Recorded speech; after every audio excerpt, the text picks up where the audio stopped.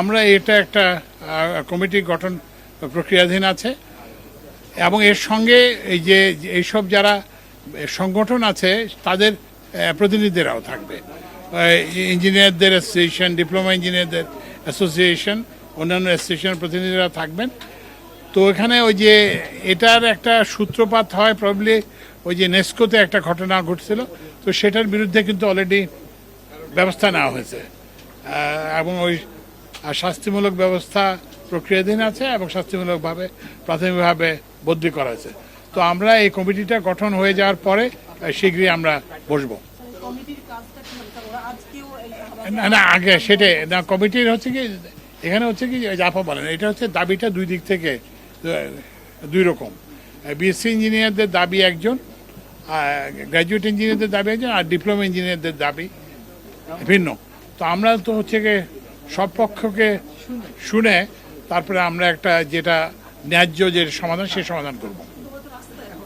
না রাস্তায় তো ওই জন্যই তো বললাম, এই কথাটা যে বলতে রাজি হলাম এটার কারণটাই হচ্ছে এটা, যাতে আপনারা ওরা দেখে এটা বুঝতে পারে যে এটা আমরা সমাধানের জন্য আমরা এই মানে কার্যকর পদক্ষেপ গ্রহণ করব। না না সে না, এভাবে তো হয় না, মানে যে কোনো উল্টো হতে পারে। তারা যারা আন্দোলন করছে তাদের একটা প্রতিনিধি দল চাইলে আমাদের সাথে দেখা করতে পারে। দেখা করলে আমরা তাদেরকে বলবো যে আমরা তাদের সমস্যা নিয়ে বসবো, তাদের সবার দাবিগুলো শুনে যেটা আমাদের বিবেচনায় ন্যায্য এবং যৌক্তিক মনে হয় আমরা সেরকম একটা সিদ্ধান্ত দেব। তার আগেই তো আর যমুনা ঘেরাও করার সুযোগ নেই, অবকাশ নেই। এটা তারা আমাদের সাথে বসতে পারে, যে তারা দে মোস্ট ওয়েলকাম। জি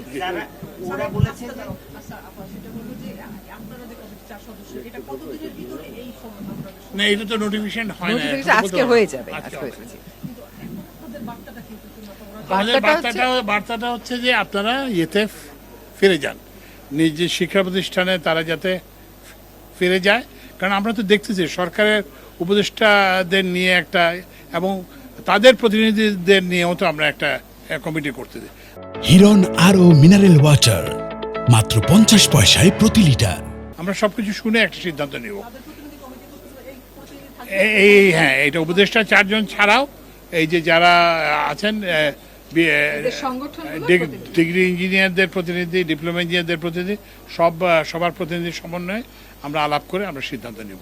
তো সুতরাং তাদের তো এখন আর এখানে রাস্তায় অবস্থান করার কারণ নাই, কিংবা অন্য কোথাও যাওয়ার কোনো প্রয়োজন নাই।